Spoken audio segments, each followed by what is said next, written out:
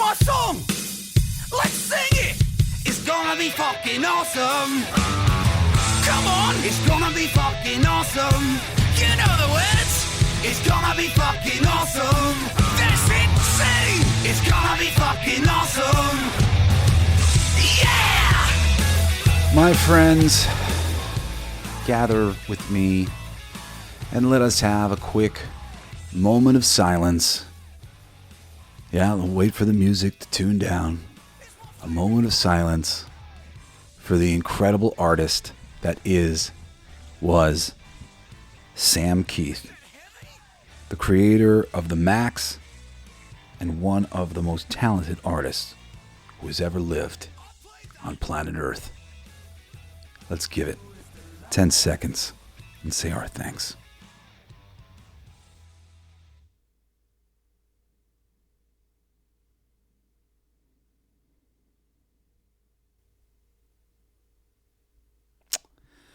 Oh man, makes me want to cry. Sam Kieth, creator of the Maxx. No artist in history has ever made me want to be an artist more. This man brought realism, lighting, and detail to very unrealistic forms. The shape of the Maxx, the way he would draw Wolverine and Batman and Nightcrawler and his figures was very unreal. But at the same time, it would always be mixed with these lighting details and subtle little details that grounded it into reality in some crazy, visceral way.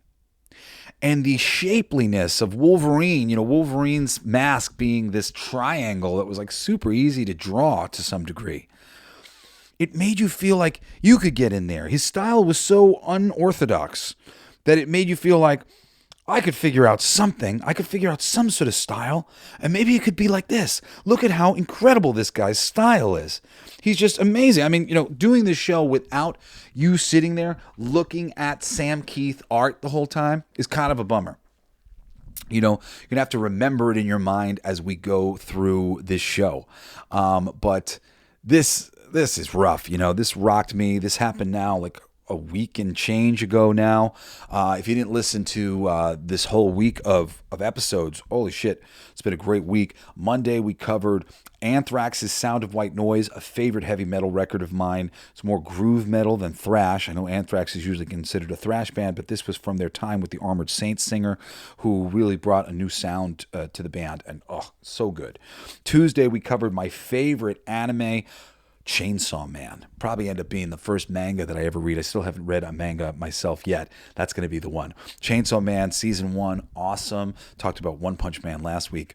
Thursday, we talked about the Volume 2 for the Daniel Warren Johnson, Robert Kirkman produced Transformers from the Energon universe with G.I. Joe that Image Comics has been putting out right now. Volume 2 is 10 times better than Volume 1, and I loved Volume 1. I thought Volume 1 was great. I recommended it immediately. Recommend Volume 2 even more. Thursday was Live Action Day, and we talked about Harry and the Hendersons. What a funny and awesome movie starring John Lithgow with creature effects by Rick Baker. It's a Bigfoot movie. It's awesome. I watched it with my 9-year-old. Her and I had a great time. And yesterday, Friday, I talked about another YouTuber that I love, Brian Scott. The channel that he has is named after him, Brian Scott. He just shares all sorts of like abridged philosophy and just like pieces from various books for esoteric thinkers and people like Manly P. Hall and just so many Goodard and just so many people that I've been turned on to from his channel. Just brilliant people, and he is a brilliant person himself who's really choosing wisely all of the information to share with his listeners. Every Sunday tomorrow, I'll be doing an episode of Everything They Don't Want You to Know. I don't know what I'm doing for tomorrow's episode yet, but last week I did a visualization walking us through claiming justice for all of Jeffrey Epstein's victims and all of the fucking shenanigans and P. Diddy and all the shit that's going on right now. We are very powerful, and our meditations on a proper resolution to all of these scenarios, it helps. You don't know that it helps, but I can tell you it helps. Meditation on lessening violence has been proven to actually physically lessen the violence. Meditation on us resolving all this stuff, getting justice the way we want, especially right now, according to a very deep fucking meditation that I had recently, it's never been more powerful. It's never been more effective, which is why I decided to lead all of my listeners in a visualization of us bringing all this shit to justice, bringing a happy ever after to planet Earth. So check out that episode and check out whatever episode I end up dropping tomorrow, Sunday. My third podcast is called All Your Favorite Bands Suck. It's features of all my favorite bands. There's tons of different genres. There's 55 that have been released so far. Most recently was a band called Grandson. He's a writer. He's fucking awesome. And the next one I'm going to be doing is the Black Keys. They're great too. So 55 great bands, humor, metal, rock, country, all sorts of shit. Go check it out if you like music. Finally, I'm JBS at blacklightdistrict.studio. Jesse Blaze Snider is my name. You can write to me, JBS at blacklightdistrict.studio. That's my company's website. Tell me you love me. Tell me you hate me. Tell me you got a recommendation for me. I don't care. I just make myself available because I think that's the right thing to do. And finally, if you go to the website, it's all free. Free music, free comic books. That's what I believe in. You know, I'm just trying to build community, and pretty soon we're going to have lists of all the movies that we've recommended here, all the comics that we've recommended here, everything that we've recommended on Coolest Alive will end up on the website, so you can just go there and be like, oh, I'm looking for some good recommendations. Cool, sweet. There'll always be a list that you can go find every recommendation that I've made here. Really, really easy. And tons of free comics, tons of free music. Just go to blacklightdistrict.studio, listen, and read. It's great shit, man. Like, seriously, until you go, you don't know. Just go, and you will see that I made this shit for you guys, and it's really wonderful. You know, I didn't make it to hear myself sing or or hear myself tell some stories. You know, I made it because I think that there's some stories and there's some songs that haven't been shared yet on planet Earth, and I want to share them with you guys. So if something new and innovative sounds cool to you, please go check that out. And speaking of new and innovative, let's talk about fucking Sam Kieth, who was new and innovative even when he was old and now dead. January 11th, 1963, Sam Kieth was born. He's an American comic book artist and writer, creator, painter, and illustrator, known for the Maxx, really experimental comic book storytelling, emotional and surreal artwork, and unique character-driven narratives. From the 1980s to the early 90s, he broke into comic as an artist, working at Marvel, and best known for his expressive, unusual art style, which, like I said, gave everybody really big feet and sort of strange proportions, and really turned so many of these characters into simple shapes. He really gained a lot of attention for that and for his unconventional panel layouts and anatomy. I mean, a Sam Kieth Hulk, was just such a simple form, this lumbering, round but it's kind of square being. Wolverine, similarly, when he would draw his mask, it was just this triangle, this big triangular helmet or whatever. Sam Kieth definitely had some big Frazetta influences to his artwork, but it was like Frazetta blown out and exaggerated to such a crazy degree. The Incredible Hulk, Marvel Comics Presents, and Wolverine stories that he worked on when he was first at Marvel really brought attention to him. I would redraw his Nightcrawler in my notebook. I'd redraw his Wolverine. I'd redraw his Hulk. Eventually, he would do some like Batman and stuff like that, and you'd redraw that stuff too. Just because there was something simple about it that made you want to draw it, made you feel like maybe you could achieve it, but also at the same time, it was great. It's really good, but you're not sitting there going like, oh, this is weak. Anybody could do this. You're sitting there going, wow, that's amazing. Could I do that? Maybe I could do that. Maybe I could try. That's the cool thing about him as an artist. While he was impressive, he also seemed to sort of invite you to give it a try. Really, his artwork seemed to invite you to try art yourself. His Hulk work became cult legendary for emotional and psychological storytelling. And, it's just moving away from a traditional superhero art style and towards something that's really surreal. Of course, he was also known. I saw some people trying to give him credit as being the co-creator of Sandman, which I don't think is accurate. But he did work on some Sandman with Neil Gaiman. That work is awesome as well. But of course, most people came to know him during his breakthrough era in 1993 when he moved over to Image Comics and he launched the Maxx. Now, the Maxx was sort of famous for a lot of different reasons. I mean, it's just such an interesting book. But he actually came in monthly with that book in an era where all of these superstar artists were having a hard time keeping a schedule on any level.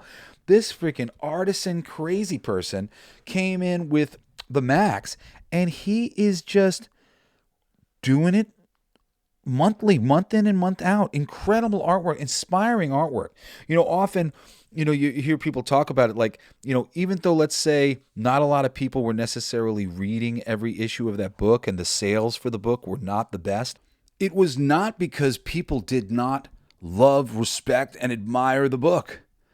Different people are at different stages, whatever else, and his stuff was challenging. It wasn't typical superhero fare. He wasn't trying to get you in, month out by doing something that was like built to support this medium and this sort of hobby. He was an artist doing something very, very unique to him and who he was. The concept for the Maxx, for those of you who didn't read it, the Maxx is this homeless guy who might be a superhero, who's in this bizarre purple and yellow costume, whose middle fingers are permanently stuck up in the air, creating a spike like he's like Wolverine or something like that. And he exists in two realities. He lives in the real world with Julie, this beautiful, bodacious girl that he follows around, who's also there with him in the Outback, which is this like psychological fantasy world. And the book is just deep with themes of trauma and identity and abuse and healing. Honestly, I have not read it in its entirety. I've read big sections of it, and a lot of it I don't even remember because it was so kind of heady and over the top. But I collected all these things when I was a kid. I've admired his art, and I have looked through every single Sam Kieth comic book that I've ever gotten my hands on. I may not have read the whole thing, but I looked at every picture because his art is just so interesting and so inspiring. I would always learn so much from it. It was certainly one of Image Comics' most unique titles. It came out around the same time as there was this Darker Image promotion with Blood Wolf and Pit, which was Dale Keown's book, and I loved Dale Keown. I had become a big fan of Dale Keown before I really understood Sam Kieth and how great he was. The Maxx clued me into him. And like I said, I have drawn so many Maxx figurines, and done so many copies of Sam Kieth art in my time because his stuff was just so drawable. You just wanted to draw it. The book absolutely became a cult classic, and for the people that followed with it, it's critically acclaimed. It was a long-running series, lasted 35 issues, even though he'd originally said he was going to end with 38. And there is a crazy story behind how or why he ended up just abandoning it with issue 35, which was really crazy. And I'm actually going to go out of my way real quick to recommend a channel, Jerk Comics. Uncle Jerk, he's got multiple channels on YouTube, but Jerk Comics is one of them. And he has done, I forget what the series is called, but there's a series, he's done Scud, he's done a lot of different characters and books where he's investigated kind of what happened to the book, how it became about in the first place, and then why it disappeared for whatever reason. And the Maxx multiple part series that he did is awesome. Learned a lot about Sam Kieth and the Maxx at that time. Of course, I'm not going to be able to repeat all of the little pieces of information that I got about him at that time, but I'm sure little pieces of it are going to be getting dropped to you while I'm talking about this stuff during this time. Anyway, I don't really think that there are many people more highly respected in the comic book world, especially at that time. And it was kind of crazy for him to just up and disappear from comics with issue 35 of the Maxx. I mean, he really disappeared for a while. But while that was going and during this time, the Maxx showed up on MTV in 1995. It was an adult animated series. It was a very faithful adaptation of the comics, groundbreaking for mature animation on TV. I know the Maxx series has influenced so many series for just how different it was, how unique. There's no telling the ways in which a creative series like the Maxx that does things so much differently, that doesn't bother to play by all the typical rules, how that can go on to inspire any number of other creative people. And I definitely heard so many creators over the years talk about being inspired by Sam Kieth and specifically the Maxx. And ultimately the Maxx really helped to prove that Image Comics could produce art-driven, creator-owned storytelling and not just, superhero action. The initial bit of Image is like they were just doing what Marvel was doing, but more extreme, more of the moment style-wise, But the Maxx was something else. The Maxx was this really interesting, unique bit. Uncle Jerk, I was watching some of his video yesterday, and he was talking about how it's kind of dated because of some of the storytelling and some of the things that are going on and things that are being talked about within the comic. But at the same time, because of its nature, it just exists as this completely timeless piece of art that will never be touched because it's just so unique to everything else. Some of the signature elements to Sam's work is this distorted anatomy, really emotional facial expressions, even to the point of like the Maxx, his whole thing, he's got like this weird oval-shaped head. His you'll see him sometimes with his like teeth sticking out forward, and then there's other times but it's all about expressiveness. It's about him getting the proper expression, and like he will literally distort the idea of this head even being a real head in order to get a surreal sort of expression. And the surrealness isn't just in these expressions, but also in the environments. Whether it's like the psychological environment when he puts the Maxx in the outback or whatever, or the environments that'll put like Wolverine in, or where he'll have him standing or sitting. A lot of surrealism, but also heavy shadows and textures, which is something that really tends not to go side by side with these kind of cartoony surrealist depictions. But then it's like captured by heavy shadows and textures that really make it feel real. Of course, deeper than that, you've got a lot of psychological storytelling going on because Sam, he wasn't a superhero guy. He was just kind of a thinker. And a lot of the dreamlike imagery and symbolism. There's a lot of animal symbolism and feminine and trauma-centered themes. Just like these are just all things that he was dealing with and thinking about and playing around with. It really always felt like Sam was doing whatever Sam was feeling at any given moment, and he was really viscerally, deeply immersed in the experience of his life, and those life experiences were coming through in his art and his story choices. People often say, it's surrealism, of course, but also expressionism, and major influence from other independent comics like your Frazettas. And the psychological storytelling that comes out of a lot of those really weird indie things, even like your R.I.P kind of stuff, relationship dramas and things that are very raw and real for the creators, and then they get brought into the comics and amplified. But I mean, really, at the end of the day, Sam's art just always felt raw and emotional, and the characters just always felt so human and vulnerable, even when they were not human. And then the panel compositions, they always broke the traditional structure. If you go with like a really, really traditional structure, you're dealing with like a 9-panel grid. Every page is like long form page, 11 by 8 or 8.5 or whatever. And it's a grid. Here's 3 across, then there's 3 in the middle, then there's 3 in the thing. From there, you could make it more, you could make it less, you could combine 2 of the 3 at the top, and you could go simpler. But that's like the standard kind of gridded panel page for a comic. And often Sam was just like breaking up all these borders, only using a fraction of that panel work because it was a little bit more about the art and the images, but also in the breaking one panel, having one panel be shaped in a way that basically breaks into all the other panels, or open. All the other panels have to be open because of the way this panel is dominating the page. he had an amazing eye for design and really just would do all sorts of interesting things with his pages. Was always super, super compelling to look at.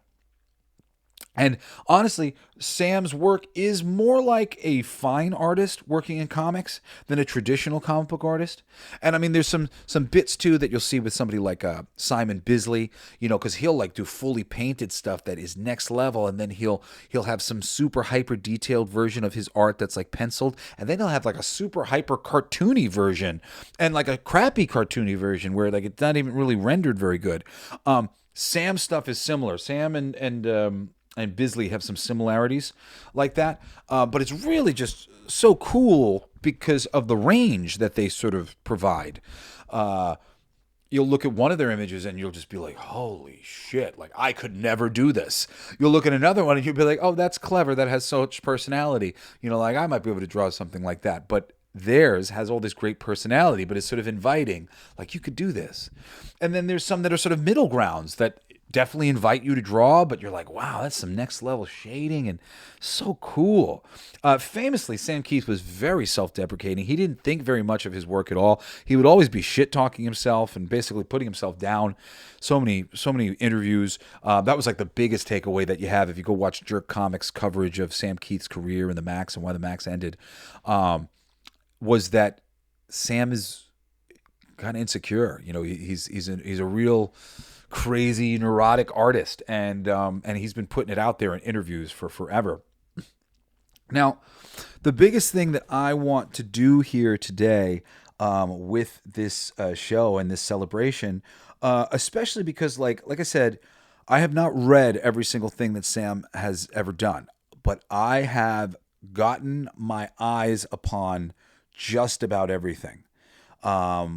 Like I said, the moment I see, oh, that's new work from Sam Kieth, I know that I might not necessarily love the writing. I didn't always love his writing. Sometimes I did. Sometimes I liked it very much. But I didn't always like the writing, but I always liked the artwork. So no matter what it was, I would spend time, a lot more time actually than I tend to when I'm reading comics. Like I don't necessarily sit there, dwell, staring at every page for 5 minutes. But I will do that for Sam Kieth, especially for some of the pages. I mean, really, just like what that guy brings to the table is so fucking cool. So honestly, I want to create like a checklist for you of all of the great Sam Kieth stuff that I know about that you might be able to check out. Okay, obviously you got 35 copies of 35 issues of the Maxx series. You've got the Maxx television series on MTV, and those are probably the great places to start. But there's a lot more beyond that. Post-Maxx career stuff, I want to recommend a whole bunch of different books. From Image Comics was Zero Girl, which focuses on a young woman with emotional and surreal world that she's living in. And this continued exploration of trauma and fantasy, strong artistic experimentation going on here. Zero Girl is a really neat book. It's a little bit simpler, a little bit more like real world on some levels, but also there are just so many next level surrealist pieces to it. This one is along with the next one I'm talking about, For Women, is a little more grounded than some of the things. I like his stuff when he's the most off the wall and the most next level, going to other crazy places. But also For Women, which came out from Image Comics. This is a silent comic. There is no dialogue. So to say I read it isn't fair. I looked at it. Pure visual storytelling going on here. It's a psychological horror and emotional narrative, and this was critically praised. I mean, how do you not critically praise Sam Kieth drawing, just fully drawn story, nothing to do here, nothing to read, just look at Kieth's ability to tell stories without words. Now, around this same time, Sam eventually went to DC and did some things over there for a second. And he did a book specifically called Batman Secrets, which was really fun. Psychological Batman story, was focused on Bruce Wayne's mental state more than anything else. Dark and moody artwork, and bringing his particular brand of emotional storytelling, but also that wonderful boxiness, the shapeliness, the way he was drawing Wolverine, the way he was drawing Hulk. He brought that over to DC and really brought that indie comic storytelling to a mainstream Batman book, and it is so awesome. Some of the work that he did back in the day was on Hulk and Wolverine. There's some Marvel Comics Presents stuff that you can get your hands on these days. Wolverine with Nightcrawler and a couple other characters like that. Sorry, I wanted to give my roommate a second. I am recording not in my normal hours around dinner time, and my roommate needed to get in the kitchen and do a couple different things. And when I'm in New York, I still don't have the best studio over here, so I don't have like super soundproofing shit going on. So sometimes I just have to wait a second while my friend finishes what they're doing. So where was I? I was talking about Marvel Comics Presents and some of the earliest Sam Kieth art. I mean, man, people who can remember Sam Kieth, I'm sure you can visualize that Wolverine with him with the arms on his side and the claws next to his head and all like the threads, the little spiral threads coming off of his pants at his knee and stuff. There's so many great classic now pieces of Sam Kieth art, even though there's really not that much of him doing the mainstream Marvel and DC characters, but these things have become beloved and lauded. You know, whatever little pieces you can get of Sam Kieth working on mainstream characters, it's like, oh man, even if they're not hyper detailed and they're more in that cartoony style or whatever, I'll take them. He came back around to Marvel to do a Wolverine and Hulk. To return to characters from his early career and, with a really emotional and artistic approach and his unique storytelling style. This was great. I didn't read it. This was when I was working at this toy store that sold comic books, and I was looking through every issue. I wasn't sure if I was necessarily going to like the story, and I wasn't like buying everything on the shelf at that point in time. But, oh man, they look great. It's just such a treat to see Sam Kieth work on those characters. There's also another book called The Hollows that he did for DC and Vertigo.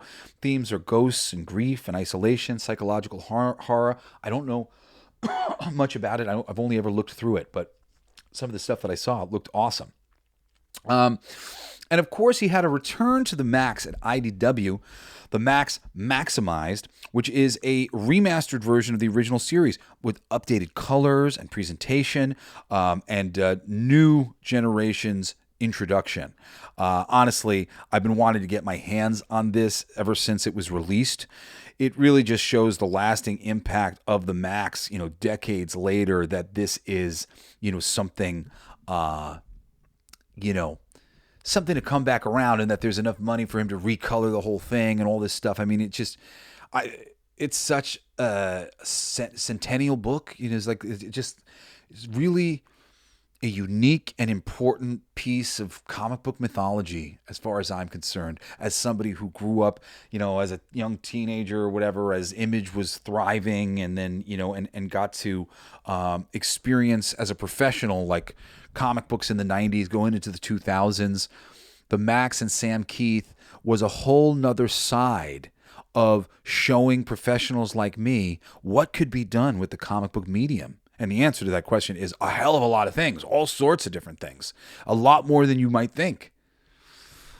And for that, Sam, rest in peace, my brother. You've provided me with so much inspiration. I mean, I keep saying it, that he made me want to draw. For a long time, I was going to be an artist, and Sam was my biggest inspiration. I wanted to draw like Dale Keown, but Dale Keown intimidated me and made me feel like I couldn't draw and I would never be a good artist. And Sam Kieth, though his art is amazing, I would never say that he's not good. At the same time, his style was a little less intimidating. It made me feel like somewhere within me there was a unique voice that I could find the way Sam did. And what a gift that is, to make anybody feel like maybe somewhere inside me there's a unique voice. This is similar to what Jim Henson did for me, seeing the Muppets. The Muppets aren't like the fucking Sistine Chapel or anything. They're a bunch of felt, little wiggly things. You're like, I could maybe do something like this. Maybe I could find a way to focus my artistic ability into something that would be inspiring to people the way this is inspiring to me. It's just, creators like that are worth their weight in fucking gold. And Sam was. So it's just some important works, to mention here while we're talking about it. Sandman #5, published by DC Comics, written by Neil Gaiman. This is early standout work, and this helped to establish Sam Kieth in the industry. He also worked on an awesome Aliens Earth War for Dark Horse Comics. Dark sci-fi horror art, shows range outside of superheroes, and this is like him having a kind of, jump through hoops, be a more standard comic book artist. And it's great. If you love aliens and stuff, this was really, really cool and well done. I liked that very much. He also worked on Epicurus, the Sage from Image, humor and philosophy comic. It's a playful kind of storytelling side for Sam Kieth. I never really read much of this. Other than like a page here or there. But as I said, everything that Sam Kieth has ever drawn is worth your eyes looking at them. And depending on what kind of stuff you like, if you're a little bit less ADHD than I am and a little bit more patient and visceral, and you like drama and psychological kind of stuff a little bit more than I do, you'll really like all of his work. Like everything he does is worthy. Just isn't necessarily always like my particular cup of tea, but his art is always my particular cup of tea. So anyway, I'm just saying that to like please don't let me not recommending every little thing or reading every little thing be a knock against why you should read. I know many people who are huge Sam Kieth fans, and they read every single freaking thing that he makes. I just tend to look at every single thing he makes, but I will read some of it as well. I really do think he's very talented.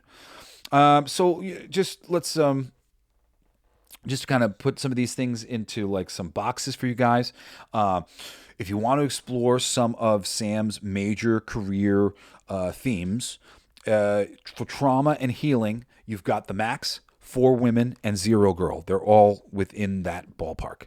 And then for women-centered storytelling as well, with strong female protagonists, emotional focus, psychological depth, it's really the Maxx and 4 Women and Zero Girl.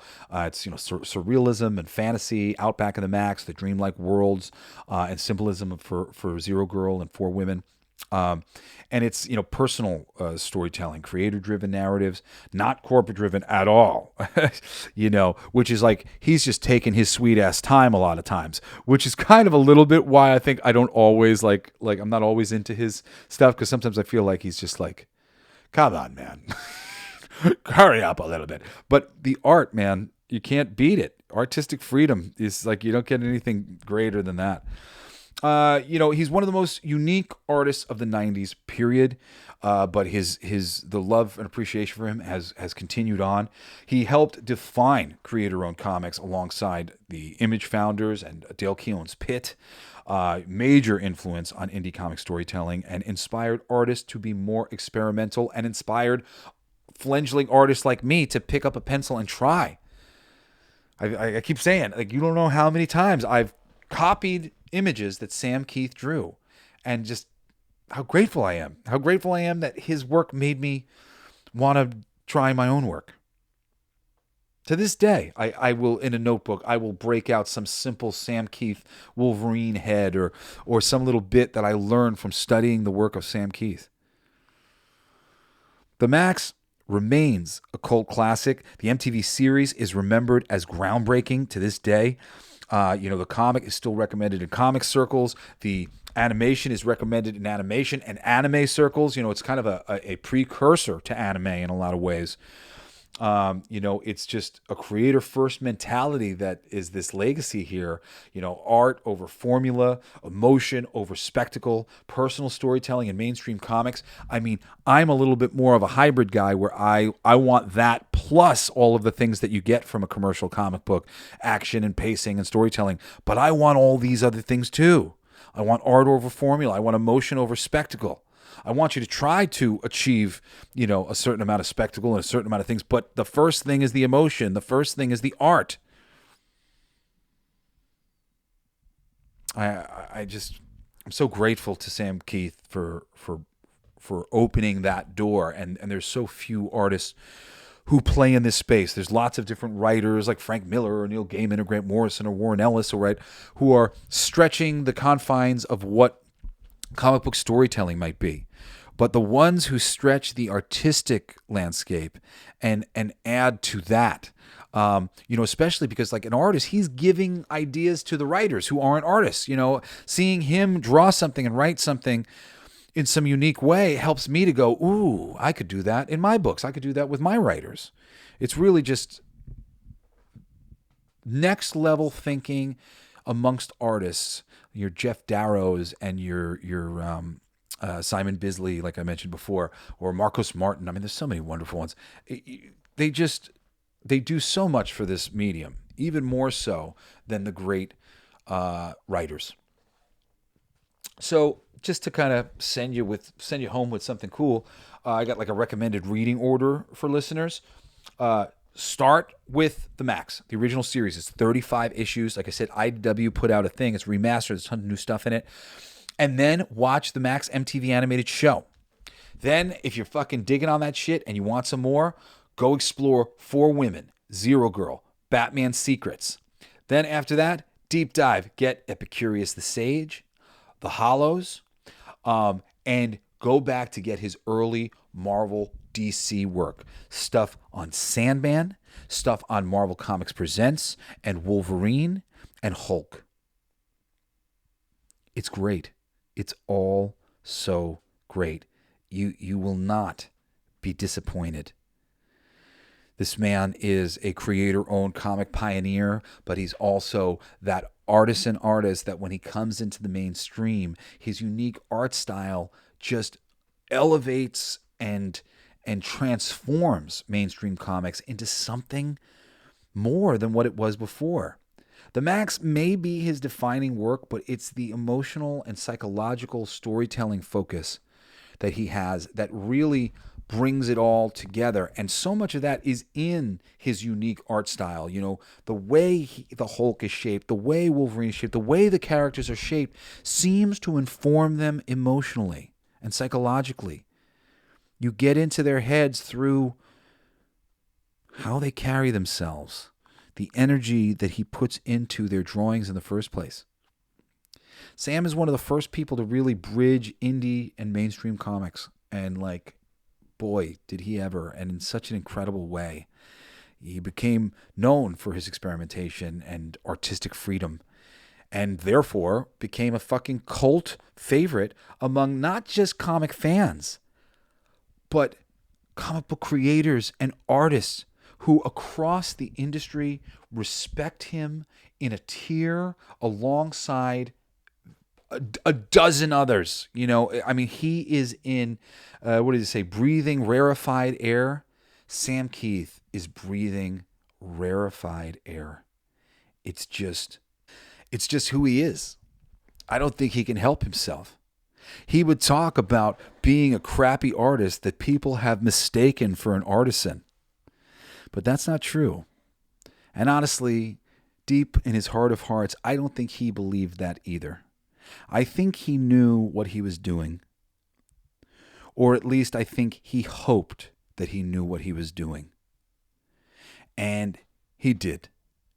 He was trying to blend a lot of styles. He was trying to blend that surrealism with that realism. He was trying to blend the grounded storytelling and emotion and psychology of people with cartoony, over-the-top situations and and locations and characters. And he did. Honestly, I don't think anybody has as successfully bonded the surreal and the real the way Sam Kieth did in his lifetime. And for that alone, I think he should be lauded and hailed forever. Sam Kieth is one of the most brilliant artists to ever come along on planet Earth, period. I'm so grateful that he decided to do the majority of his life's work in my favorite medium of choice, comic books. I have gotten to experience the greatness of Sam Kieth over my lifetime, and my life and my talent and ability to perform as an artist is better for me just having been influenced by Sam Kieth. And now it's for me to pass Sam Kieth and my love of Sam Kieth on to you. I hope that you guys will go out there and explore the work of Sam Kieth yourself. He fucking deserves your time. And every single time you're reading his book, make sure you talk to his ghost and tell him, you talented son of a bitch. What are you, crazy? Am I talented?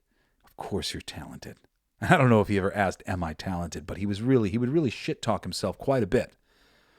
And now we got to tell the ghost every time we see all the work. We'd be like, dude, shut up. You're awesome. All right, guys, that's all I got to say about this. Rest in peace, Sam Kieth, man. Oh, what a bummer this is. Make sure you find that darker image short of Sam Kieth. It shows up, I think, in the Maximize thing and shows up in reprints in other places. There's just so many cool pieces of art that you can find of Sam Kieth. Really, the first thing that you should do when this show's over is just type in Sam Kieth art and go fucking see what's on the internet, because you will be blown away. If you want to keep listening to me chat, I will be back tomorrow, Sunday, for my other podcast, Everything They Don't Want You to Know. I'm not sure what tomorrow's subject is yet. Last week we did a great visualization for changing the world and bringing everybody to justice associated with the stupid Epstein case. And I don't know, it'll be something wonderful like that tomorrow. Anyway, I love you so much. I'll be back next week with another 5 recommendations and an hour-long mother show, something like this, on another fabulous week You've been listening of the to Coolest coolest Alive alive. with your host, Love you guys. Jesse See you Blaze next time. Snider. Peace. Don't forget to rate, comment, and subscribe for more excellent entertainment recommendations. Thanks for listening. It's gonna be fucking awesome. Come on, it's gonna be fucking awesome. You know the words. It's gonna be fucking awesome. That's it, say. It's gonna be fucking awesome. Yeah!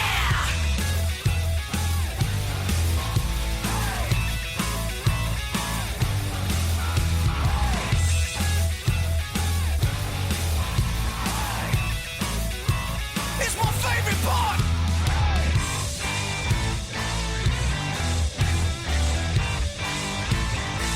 Isn't it heavy?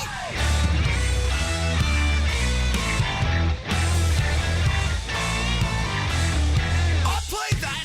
It's gonna be fucking awesome. Coolest alive. It's gonna be fucking awesome. Stay with your tribe. It's gonna be fucking awesome. Revenge of the Geeks. It's gonna be fucking awesome. Week after weeks. It's gonna be fucking awesome. Laughing with you. It's gonna be fucking awesome. And crying sometimes too. It's gonna be fucking awesome. Spelling it out. It's gonna be fucking awesome. Making you shout.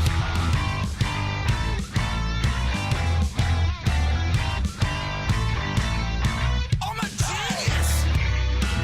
I got lyrics coming out me bum for days.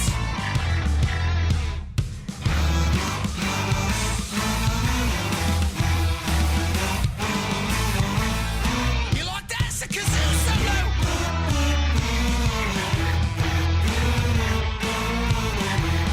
I played that too. It's gonna be fucking awesome. Talking some shit.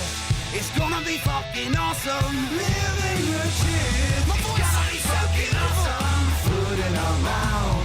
It's gonna be fucking awesome. Get in the mouth. It's gonna be fucking awesome. Tell all your friends. It's gonna be fucking awesome. Call right or text. It's gonna be fucking awesome. Raising the bar. It's gonna be fucking awesome. Straight to the stars. It's gonna be fucking awesome. It's starting soon. Straight to the top. Passing the moon. It's gonna be fucking awesome. On with the show.